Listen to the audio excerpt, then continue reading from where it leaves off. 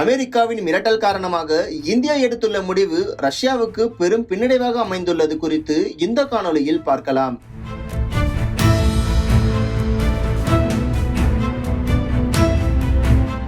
கடந்த 3 ஆண்டுகளுக்கு முன்னர் ரஷ்யாவின் அண்டை நாடான உக்ரைனில் ஆட்சிக்கு வந்த ஜெலன்ஸ்கி உக்ரைனை நேட்டோவில் இணைக்க முயன்றார். ஆனால் இதனை ரஷ்யாவுக்கு அச்சுறுத்தலாக பார்த்த ரஷ்ய அதிபர் புதின் உக்ரைன் மீது படையெடுத்தார். இதனைத் தொடர்ந்து உக்ரைனுக்கு ஆதரவாக வந்த நேட்டோவின் உறுப்பினராக உள்ள அமெரிக்கா மற்றும் ஐரோப்பிய நாடுகள் உக்ரைனுக்கு ஏராளமான ஆயுதங்களை வழங்கி வருகின்றனர். அதோடு ரஷ்யா மீது ஏராளமான பொருளாதார தடைகளை விதித்துள்ள நிலையில் ரஷ்யாவுக்கு சொந்தமான நிதி மற்றும் சொத்துக்களை முடக்கின.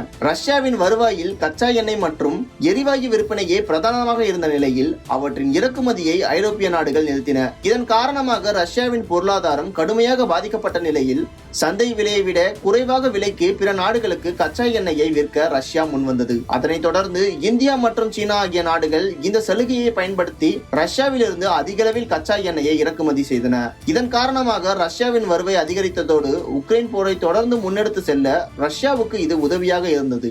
ஆனால் ட்ரம்ப் அமெரிக்க அதிபராக பொறுப்பேற்றதும் ரஷ்யா எண்ணெயை அதிகம் இறக்குமதி செய்வதாக கூறி சீனா, இந்தியா ஆகிய நாடுகளுக்கு கூடுதல் வரி விதித்தனர். மேலும் இந்த நாடுகள் ரஷ்யாவிடமிருந்து நிறுத்தாவிட்டால் கூடுதல் வரிகள் விதிக்கப்படும் என்று எச்சரிக்கை விடுத்திருந்தார்.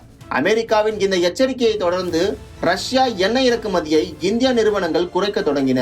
2024 இந்தியாவின் மொத்த எண்ணெய் இறக்குமதியில் சுமார் 40% இருந்த ரஷ்யாவின் பங்கு தற்போது 25%க்கும் கீழாக குறைந்துள்ளதாக தகவல் வெளியாகியுள்ளது. அதிலும் ரிலையன்ஸ் போன்ற நிறுவனங்கள் ரஷ்யா எண்ணெய் இறக்குமதியை முழுவதுமாக நிறுத்தியுள்ளது.